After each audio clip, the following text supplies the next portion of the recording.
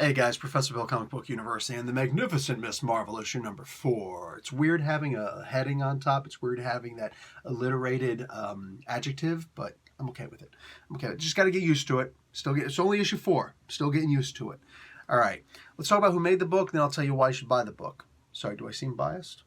All right, so writer Saladin Ahmed, penciler Minkyu Jung, inker Juan Velasco, color artist Ian Herring, letters Feces Joe Caramagna, cover Edward Petrovic, and variant cover Gerald, there we go, Gerald Perel, and the graphic designer is Carlos Lau.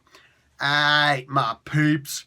So you've got the Civil War going on.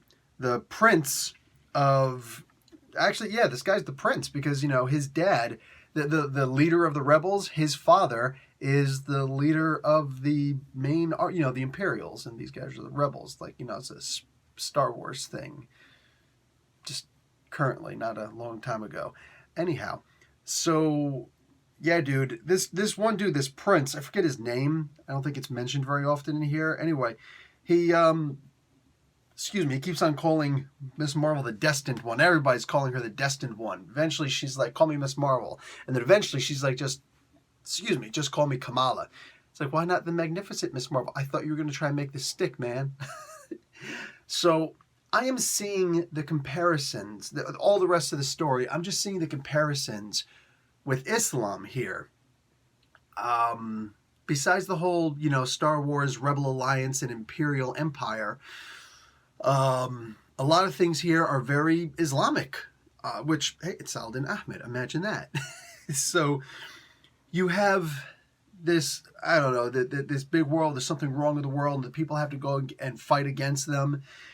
You have, what have you here? A bunch of the places seem to be named very similarly or exactly after places in Islam, the Muslim-controlled places, like Safa. There's Safa and Marwa, the two mountains of, and they definitely are not mountains today.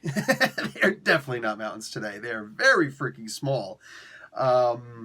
Which are basically the symbols of Islam. And if you really look into it, their secret hiding base is a well that they've got to fight at in order to get there. Which the first battle in Islam, the Battle of Badr. So interesting. I'm seeing the comparisons here, and then at the end, I'm going to spoil this a little bit. So here's your chance to click away. Too late. These beasts come from someplace else. The legendary beasts who were apparently fated to return right at the height of this battle, which means that all of the armies have to unite to the Imperials and the Rebel Alliance have to unite to fight off this great beastly attack. And it reminds me a lot of the stories of Yajuj and Majuj, or the Gog and the Magog, if you're going to take it biblically. I like this.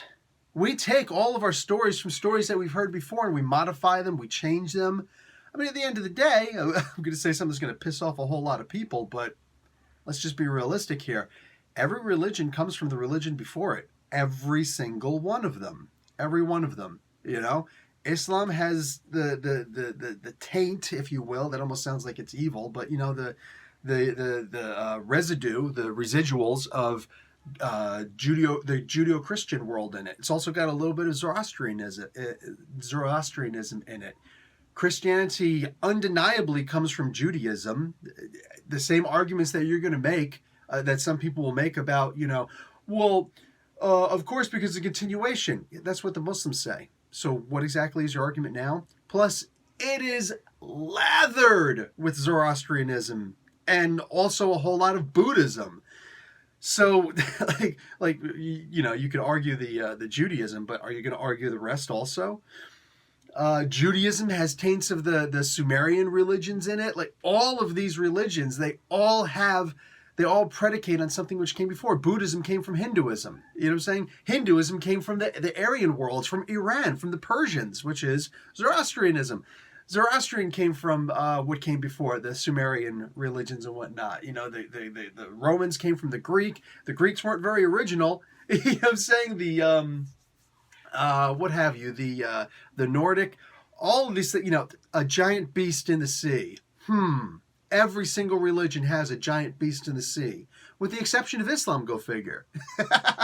So it's like some things just get lost in translation, I guess. Give it time, man. Give it time. Yeah, but yeah, man, they all come from something. So I'm not mad at all for Saladin Ahmed to read this and just say, dude, you know what? I'm going to make a story based off of the stories I heard when I was younger. And it works. It works.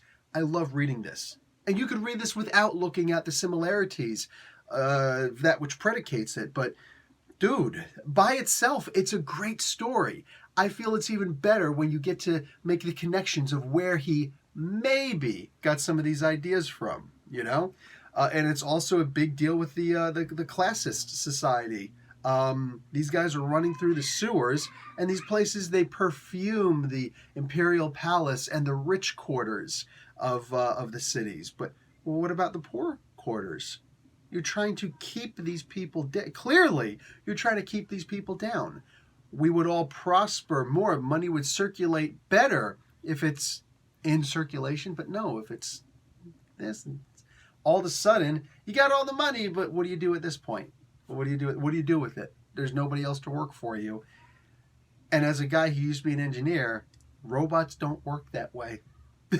Anyway, I love this book. I love this book because look at what it gets me thinking about. You know what I'm saying? Look at what it does to the gears, right? It gets them moving. And I enjoy that. I don't want some staid read where it's just a bunch of people punching each other. Oh, there's a whole lot of punching in this. Miss Marvel straight up starts kicking some serious ass. You know, she yells at her dad at one point. And this thing about him being with some other woman, of course it's going to turn out to be like his sister that she didn't know that he had or something like that. I've got an aunt I didn't know about? Oh my God. Yeah, it's going to be something like that. I mean, come on, it's going to be something like that. But then again, he's just hoping that the story stays this interesting. I usually don't like it when people do a sci-fi story because they usually don't do a great job with it. But this is good. This is good. And realistically, if I'm going to make a comparison to this story with a movie, the comparison I'm going to make is to, what do you call it? The Riddick world. You know, Pitch Black. That movie Pitch Black. The Vin Diesel. You know what I'm saying? That, which I got to go and watch that movie again now. Got to make sure the kids aren't up. Because I'm just saying, that whole did not know who he was effing with. Oh my God, that is the peak of awesomeness. Yeah. I'm hoping to see more of this because that's what this reminds me of also. I mean, you look at, you know, it's basically like they have a bunch of Islam and space stuff. You know, that's interesting to me. That is absolutely interesting to me. So looking forward to this. Maybe this will become a movie. Maybe it'll become a movie. Anyway, guys, in love with this. Definitely pick this up. Don't sleep on this. It's issue 4. I guess you could wait for the trade. Marvel seems to really like the trades. I'm a floppy guy myself, so you know it is what it is. Anyway, Professor Bill, Comic Book University. Class dismissed.